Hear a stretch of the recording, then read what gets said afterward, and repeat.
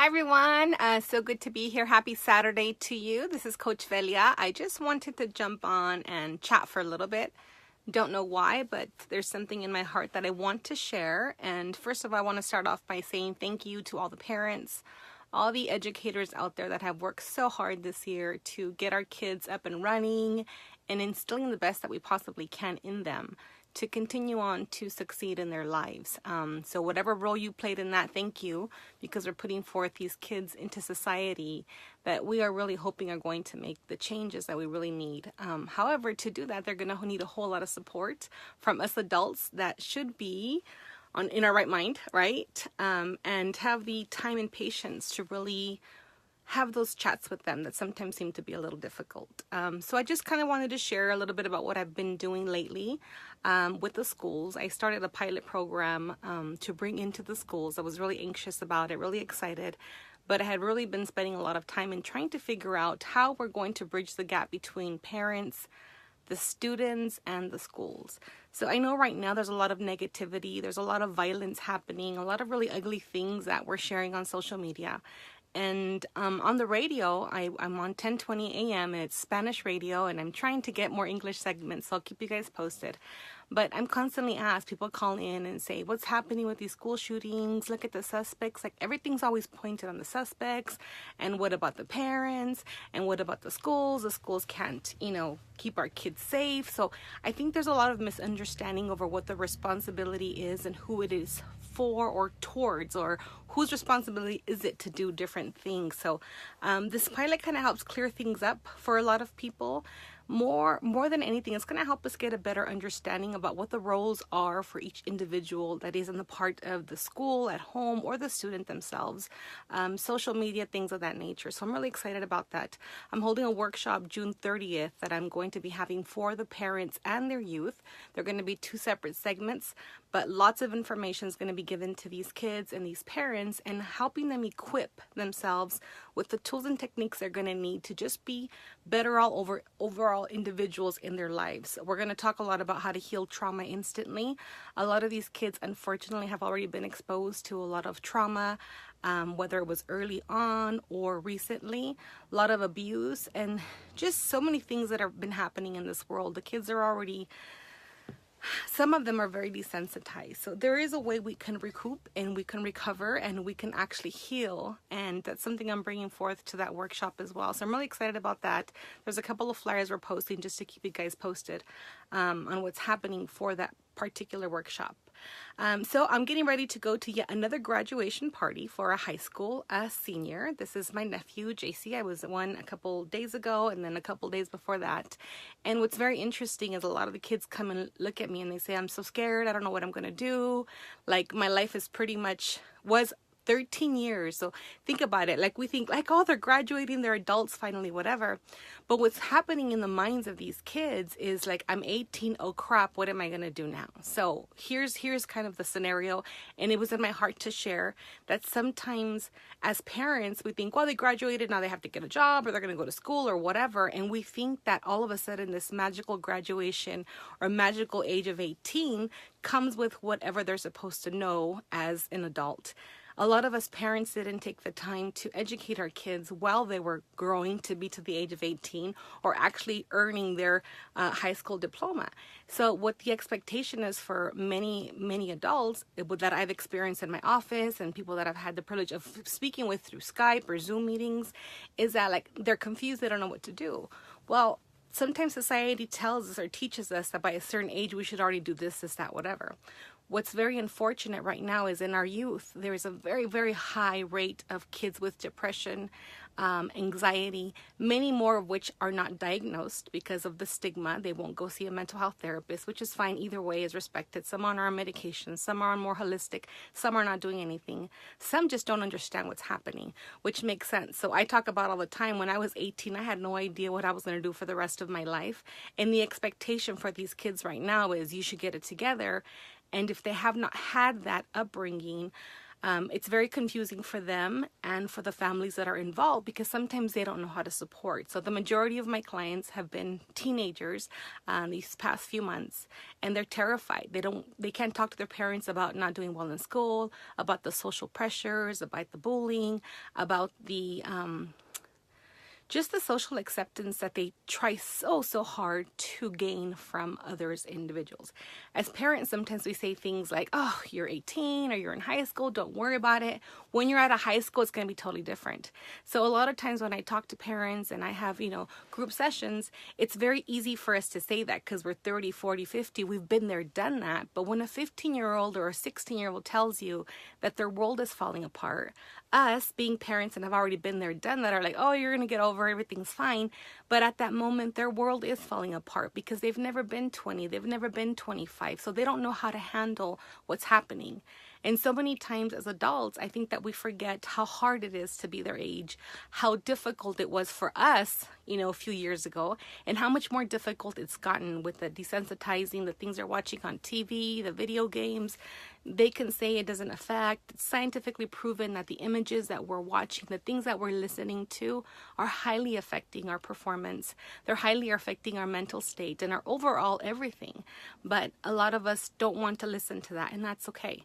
So in my heart is to share with you that these kids, although they're graduating, they're going off to the summer, what are they doing with their time? They were spending 6 to 8 hours at school with teachers, some wonderful, some not so wonderful. And let me stop there. A lot of times we think that the teachers are supposed to be doing everything. I have parents, well, the teachers don't listen to my kids, and the teachers should do this, and the principals should do that. And spending as much time as I did in education, it's very easy for somebody to assume that somebody else is responsible for different things. So your math teacher is responsible for teaching your child math. Your English teacher is responsible for teaching your son or daughter English.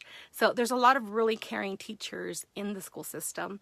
And I think that that is not credited enough because we're so focused on, the kids that are not doing well and what are teachers not doing. Right now, the class sizes are anywhere from 30 to 32 to 40 in one classroom. And this is in California, and I've witnessed it myself. Even if a teacher wanted to spend more time with your son, encourage them, listen to them, it's very difficult for them to have the time to do that. So they have 5 to 6 classes with 35 to 40 kids. They have things to do after school. So some stay, some go. And like everything, these teachers also have families. They have husbands. They have issues. They have kids that are also in trouble. So a lot of the expectation falls on one person, when a lot of times it's very wise to pull away from the situation. Look at your son, look at their education system and say, what can I do to help bridge the gap? What can I do as a parent to help my son, my daughter be more successful? How can I come alongside an educator, a teacher, anybody there for us to really think, right? Get together, think about it, and come up with the solution for these issues that are happening. Now, right now, there's been so many school shootings, and on air, they call me all the time. Can we talk about the school shooting? Can we talk about the school shooting? And I said, yeah, we can talk about the school shooting. I have no problem doing that. Unfortunately, hi, Bola, how are you? Unfortunately, we talked about it one week, and then he's like, well, what can we do? What can we do? And people want a quick fix. They want a simple, what can I do? And the question is always, how do I protect my son? How do I protect my daughter that they don't get shot at? Those are the questions that I get. And I understand as a parent, it's very important for us to feel that way. But I tell them, let's go back a little bit further, because a kid does not wake up one day and say, I'm going to shoot all these kids at school. And I don't want to make this, much I love these kids. This stuff is very near and dear to my heart. But sometimes the frustration comes when they want to blame the suspect for everything. And why didn't the school do anything? Going back to the whole blaming game, right? So they call and they say, what can I do to kids? I said, teach your kids how to be nice. And they're like, well, what do you mean? I said, sometimes we go to school and as parents, we don't realize what happens on the school campus. Teachers can only do so much. Counselors can do so much. And they work really hard, but they also have to do their job. So it's our job as parents to educate our kids to be nicer to everybody, starting with themselves. I know it sounds weird and cliche, like just be nice or whatever. And a lot of times they say, well, if I'm nice to them, it doesn't guarantee they're going to be nice to me. It doesn't. But you're modeling a behavior the same way you would be modeling a negative behavior. So what happens is a lot of times we don't understand that there needs to be a partnership. And thank you, Bola, for mentioning. I think we should work in partnership, school, community, parents, and the community at large. And this is where my heart is. This is where my passion is. Like, sometimes I go and I talk and people think it's impossible. I'm like, why is it impossible? What's the alternative? The more shootings we have, the more exposure that these kids get to things that are just for them, I don't know, an easy out, a way of expressing themselves. Again, a kid does not wake up and just say, I'm going to shoot up a school one day. They don't. There's been things that have been happening with these kids. A lot of them, when you trace them back, they've had mental issues. They've been bullied. They've had kids at school that ignore them, that make fun of them, that don't talk to them, that make they're different. And everybody is different. So we have all these kids wanting to dress the same way so they don't become social outcasts. We have kids that want to join this club for this, want to hang out with that person for that, and it's all to gain social acceptance. As parents, we're not modeling the behavior that we should, and I'm not passing judgment on anybody, but there's so many times where we're doing things like having road rage or being upset with somebody and not being nice to a waitress or yelling at somebody because they got our order wrong. And kids are sponges. Kids see, yes, there's free will, but they see our behavior, they see our reactions, and they start reacting and thinking, you know what, this is normal. I can treat that person that way. So if anything, what I need to do is in my heart, I just feel like we need to talk to our kids about them being special, with them being who they are, with the experiences they have, that it's okay to be different, but to not have to work so hard to gain this acceptance. And they always ask me, why do you think these kids branch out and want to do things? I said, they're looking for identity. They don't have it. They don't know who they are. They don't know where they belong. Sometimes they have issues at home. They can't talk to anybody at school. And I was very fortunate when I was working at the school system as a counselor and as a teacher, whatever position I had, the kids would come home and come to school and confide in me. And what we said was confidential. They weren't at risk of hurting themselves or anybody else. But I think that what we're missing here is that it's about the needing to belong. And thank you, Bo. That's exactly what it is. They want to belong. They don't know how to do it. When they feel like they've done things and they cannot belong, they actually jump in, do things that hurt other people. It hurts themselves, and then it hurts somebody else in return. So I get really emotional. So give me a second. Here's the thing, guys. It's not that difficult. It's just different. It's not difficult at all to change the way we look at things, to change the way we react to things, and to really learn to accept ourselves and accept other people for their differences, because we all have so much to bring if we can collaborate, really become more of a partnership than always trying to fight and see who's right, who's wrong. Because guess what? We've been doing that for a long time and it's not working. So my biggest thing was like, if we're doing something over and over again and we're not getting the same, good results or different results, let's just change it, right? Einstein, definition of insanity is doing the same thing over and over again and expecting different results. It's not happening. Let's wake up. I received an email a couple weeks ago about this video game that's coming out. It's a simulation, and you're actually behind a gun. You get to choose what kind of gun you want. And guess what the game is? It's a school shooting simulation. And apparently, and I posted it here on the person-to-person coaching page if you're interested in seeing a little more about what it is. They're fine. We have disclosures on there because everybody reads the disclosures, right? So they put the disclosure on there about not responsible for whatever. So this video game allows you to become an active gun shooter, a school shooter, or some type of federal agent. And, you get to keep score about how many people you shoot, what it is that you do. And then if you happen to stay safe on campus, you earn extra points for not getting shot. So it's a game. It's a game. And here's the thing. As teenagers, when you study their brain, there's certain things that haven't developed yet. Even as adults, we have to be careful what we watch. With youngsters, they're not fully developed yet. They're cognitive. There's different parts of the brain that are just not understanding as well as one could as an adult maybe. So here's what I hear a lot about from parents too. Like, you know what? I don't think video games are bad. He does really good in school. She does really good in school. So they asked me for this video game and I didn't find any problem with it. I went ahead and bought it because they deserve it. That's fine. As a parent, you can do whatever you want. But what I am showing you is that the kids that I'm working with, the parents that I've had the privilege of partnering with, have changed a lot of things that their kids were doing. They have seen drastic changes in their kids, in their social skills, in their communication skills, in their self-esteem, in the way they're looking at life, and how the family is becoming more of a closer unit, because the time that was spent doing the things that were not productive and were not actually feeding them in a positive manner have been either totally diminished or have been cut in half. I mean, they've just made really good changes, and they always report that, the family is doing a lot better. The kids are a lot stronger, and they're starting groups on campuses too. And that makes me really happy, because I am in the business of developing leaders. I want to build these kids to be the best leaders that they can be. But before you can lead anybody else, you have to learn how to lead yourself. Which brings me back to the point of these high school graduations. Why I started, I kind of went off on a tangent. That was weird. But hey, I guess it needed to be said. So yes, when parents call me and they ask me what can we do, I always say reach out to those kids that are lonely, reach out to those kids that don't have friends, talk to somebody that you don't know, say hi, smile, be welcoming. I mean, you don't have to be their BFFs, but just be nice, Goes back to the golden rule, treat others the way you want to be treated. And I think that sometimes we get so consumed in what we're lacking, the things that we don't have, that we forget that the way we feel better about ourselves is to be nice to other people. And try it. It works every time. People laugh at me all the time because I'm walking down the street saying hi to everybody. I'm in an elevator and I talk to people. I don't know what that person is going through, but I know that if I smile and I can make them smile for a few seconds, I know that we can give them a little bit of something. So I encourage people to just be nicer to each other. Try it. If you don't like it, don't do it anymore, but give yourself a few days. Don't just, stop the first day because it feels awkward. So not liking it, not making somebody else happy or feeling uncomfortable or all different things. So I would highly encourage you to do that so we can start investing in humanity. That's what it is. Invest in humanity, invest in yourself. You deserve it, and so do other people.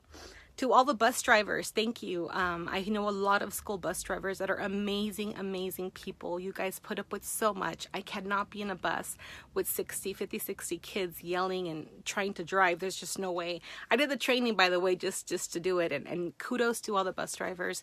Parents, be nice to the bus drivers. They drive your kids back and forth. Yes, they also are individuals. They're humans. They have issues. They have kids. They run late. They lack sleep sometimes, but they get to work. And again, develop those partnerships. Say good morning. Say hi. How was your day? Give them a little treat. Do something. People that feel appreciated do their job a whole lot better. And that's in everywhere you go. The opportunities that I've had to lead staff or lead people, I've always done the best that I could. Of course, I screw up, right? But when you value your employees, when you value people that are helping you in some way, all of a sudden, everybody's attitude changes. And that's what it's about. It's about having a more positive attitude. It's not impossible. It's different. And I just want to highly encourage you guys to just smile more, talk to people, be grateful, say thank you, and you'll see how the world around you is going to start changing. And it takes a matter of days. It takes a matter of minutes sometimes to start reprogramming your mind that this way, blaming your fault, it's just not working, you guys. We really need to find a way to be kinder to each other. And practice makes perfect, but you have to be practicing the right stuff for sure. So on these way to this graduation, a lot of these kids were encouraged to go to four-year colleges. And I get it. At schools, we do that. As counselors, we do that. What are you going to do? What are you going to do? What are you going to do? Put this pressure on them. Sometimes there's kids that have so much pressure that they don't know what to do. They give up. Freshman, sophomore year, they're like, forget it. I'm not smart enough. I'm not going to go to school. But we never talk about the other options they are. And I'm talking about parents, researching, counselors. We can say, community colleges, there's training, there's this, whatever. But the parents also need to be informed about the different things that are there for the kids, because they think that if they don't go to a four-year college, that's it. They're not smart enough, because sometimes some schools will put so much pressure on them, like you're not good enough for a four-year college. And that seed is implanted in their mind. And these kids really think they're not good enough. And they didn't just hear for a four-year college. They're just not good enough. And they will carry that with them for the rest of their lives. A lot of the people that are calling right now as well are, parents of millennials or like 20, 22-year-olds that graduated from high school and are still sitting at home. They have anxiety. They don't do anything all day. They don't help them. And they call me concerned, like, oh my gosh, what am I going to do? I'm 55. I'm going to retire. And my son has all this anxiety and low self-esteem and doesn't want to do anything with their lives. shoes. And I'm like, I'm super sensitive to all that. However, what are we instilling in them? Is that individual thinking that they can just get up, eat the food, play video games, and do nothing, and it's okay? Because as parents, are we enabling them? I've had parents that have actually called me to ask me how to help them evict their 35-year-old son, 36-year-old son. And I'm like, oh my gosh, but it's reality. It's happening. Again, I'm very sensitive to those issues, and I always refer them to the people that I know. But it gets to those extremes where their expectation, the entitlement, comes from these kids, but it didn't start when they were 35. It started when they were younger. They ask me all the time, what do I do with my kids? Do I give them chores? Of course, yes. Give them responsibilities. Show them what they have to do. I have a lot of parents that have told their kids, just take care of your homework, do your sports, do all this stuff, and I'll take care of everything else. So some don't know how to do laundry. They don't know how to wash dishes, and I'm not judging them. I'm going based on my experiences and the parents that I've had the privilege of talking to or helping. So a lot of these kids don't know anything about anything, and then they graduate and all of a sudden they're supposed to know how to do everything. It doesn't work that way. So what I highly encourage parents to do is give your kids chores to do, give your kids a little bit of taste of the real world. When they're old enough, 14, 15 years old, sit down and show them your bills. How much do you pay? How much does it cost to get an apartment? I know when I had my school, I'd like to take my kids to an apartment complex so they can see how much it is to rent an apartment. First, last month rent, you need a credit check, you need to know how to write a check, here's an application. Things are not teaching at school. So the schools can only do so much. If we want programs like that, we can talk to the schools about getting programs like that. But if we don't speak as parents, nothing's ever going to change. And if we keep blaming everybody, no one's ever going to want to work with anybody. That's just the way. Why would you want to work with somebody if you're constantly getting blamed for everything? So programs like that are very important, showing kids that we all have different learning styles. We all have different love language. We all have different ways of understanding life. And each of us knows whatever we've been taught, whatever we've been exposed to. If we have not been exposed to that, then how the heck are we supposed to know? There's an assumption, like they say, they think that by age 5, you're supposed to learn how to tie your shoes. Well, if nobody taught you, how would you know how to tie your shoes? So it's the same thing with these kids that are in high school, junior high. Parents are complaining about their kids, how they are, how they act. And in the back of my mind, we sit there, and as much as they're telling me, we sit down and write down a plan, and the parents say, oh, that's what I have to do. So it's pretty neat to talk to somebody to get a different perspective on how maybe things can change to better a situation, right? And it's not me that does everything. It's through the collaboration of the parent, the student, the educators, where we come to an agreement that we design a plan that's specifically designed for the success of everybody involved. So it's a win-win situation for everybody. And those things do happen. I think that we have not been exposed to enough things that work, and we keep getting stuck on the things that are not working. So encouraging people to change, really, really coming alongside of them, supporting them, and just giving them tools, techniques, materials, and resources that they can use along the way. And a lot of these are super easy to do. We just don't know what they are. But once we find out what they are, then it's just loveliness. Here's the best part. You can teach other people how to do it too. And now you become, a great partner for somebody. You become a leader because you've learned to do this yourself. You've got it. You're taking care of it. You're living through example. And a lot of people start asking you questions too. So my goal is to empower other people, to take this message out there. I won't have the opportunity to meet all these people, but the people that I am meeting, the coach clients that I do have, the kids and the families that I talk to, I make them accountable. And I tell them it's your turn to go out there and teach somebody else too, because we need this to be a ripple effect, right? We need everybody to jump on board. And some are going to be easier than others, but we're tough, so we're not going to give up. To all the high school graduates out there, you have made some amazing things happen in your life already. And do not be discouraged. Sometimes we think so far ahead to tomorrow, or we're thinking so far back that we're spending so much time living in our past or living in our future. And very rarely are we living in the now. So I want to encourage you guys to enjoy this moment right now, but also to focus on the things that your heart desires, because a lot of times we get jobs or we go out there and do things that we're really not into, and we grow into a life that we end up resenting and thinking that there's no way out or nothing different. So a lot of what we're going to be talking about in this workshop too is to really guide those individuals that have no clue as to where they're going to go. So a lot of information for you guys there. A pilot program again that I have, really excited about launching it in the school systems. we're talking a whole lot about character, and you see that a lot in schools, like character, honesty, whatever, but nobody's really modeling, nobody's really implementing these things on a daily basis, nobody's really doing this because everybody's so busy, and that's okay. So let's jump on and do our part to help other people be successful. More kids right now in schools, they're very confused, they're not understanding what's happening, but partly because they don't understand themselves. So it's difficult to understand what's going on around you if you have no clue who you are, if you have not healed from whatever's happening, if you have questions that have been unanswered, and most importantly, if you don't have anybody to talk to. So you do need a coach. You do need somebody who guides you, who can guide you. And what happens is when we go and we learn, we come back and we show you guys the way, and then we cheer you along the way. So that's what the important part is. Some people don't understand that through coaching, consulting, encouragement, everybody grows. With every experience I have, every client I have has taught me so much. And I take what I've learned and I help the next family or the next individual. So a lot of the kids that are going to be on break, parents, they're at school 6 to 8 hours a day. What are they going to be doing with their time? What are you getting them involved in? What are they doing for the summer? What are they reading? Who are they talking to? What sports are they going to play? What activities? Have you gone to the parks to go see what's happening? Have you gone to the colleges? Have you gone to libraries? There's so many resources. I would highly encourage you guys to set up an activity. Yes, the kids have to rest. They've had a long school year, but it only takes a couple days. So let's figure out what we're going to do to keep them driven, to keep them focused, to keep them growing, and more than anything, to keep them exposed to things that are going to help them grow as individuals. So I'd love to have a chance to talk to anybody who is interested. I'm giving away 20-minute consultations in the month of June. Was doing that for my radio clients, and in the month of May, we're going to do this for you guys now. This month is PTSD Awareness Month.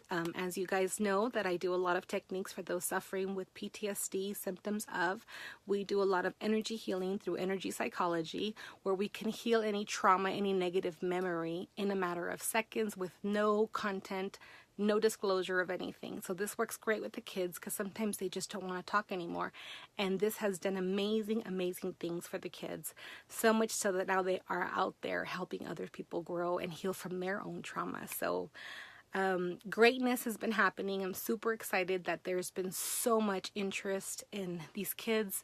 Unfortunately, a lot of bad things are happening for them to draw attention to wanting to focus more time with their kids. And I get it, as parents we're busy, but it's very important to have that communication with our kids, to understand what they're doing, how they're feeling, watching to see what they're watching, how they're thinking, their plans, what they're thinking, and just so much involved with these kids and what exactly they need to just grow in every area of their lives.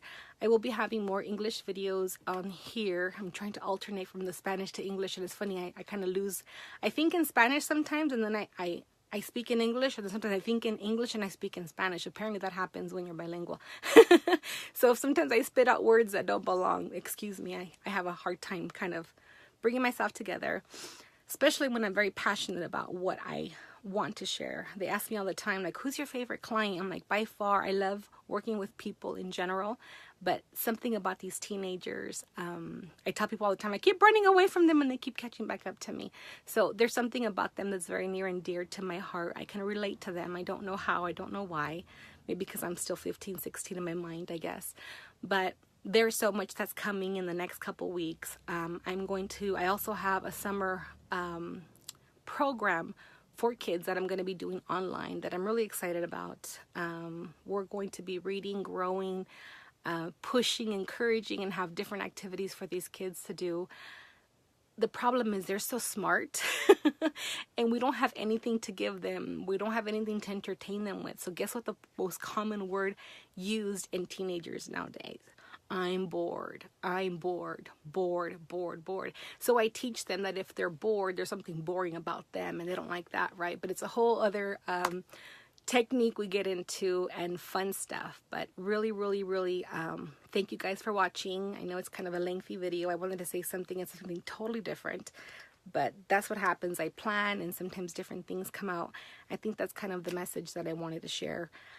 Today was just be a little nicer to each other. Right now, thinking about the educators and all the sacrifices, going to this graduation party with all these teenagers that are so happy that school's out. But then they come and say they're really freaked out about what the future brings. They're freaked out about their friendships. They're freaked out about jobs. They need money. Parents tell them they don't have money. Like, the stresses they have are legitimate. They're real stressors. But as adults, again, their stressors are kind of like, oh, you're going to get over it. But right now is their now.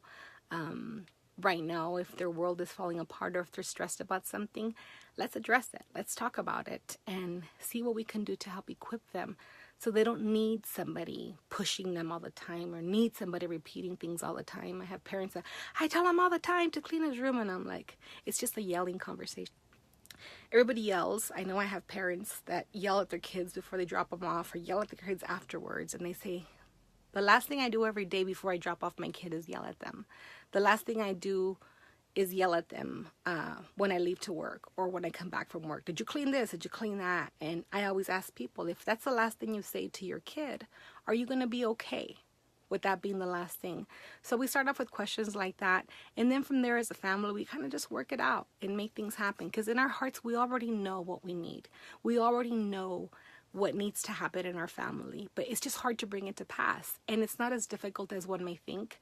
However, if you do put forth the effort, if you do take the time to just listen, receive information, jump out of your picture, look at it from a different perspective, you'll see that your family, your life, your family's life is going to drastically change. And we need you guys out there, because we need more soldiers out there working, loving on people, having positive attitudes, treating people right, and really turning this world around. Because this world, that's what we need. We need more hearts out there loving on people, receiving affection from people that we know are always going to encourage us. So talk to me, give me a call. We can always chat for a few minutes. Let me know what's going on with you, how I can be of service to you, and if this workshop would be something that you would be interested in, because I know that there will be no regrets from attending. You go away with many, many tools that you can use, and I am so happy and so blessed to be able to offer that to you. So thanks so much for watching. I'll put my website and phone number up on top. If you guys are interested, please give us a ring.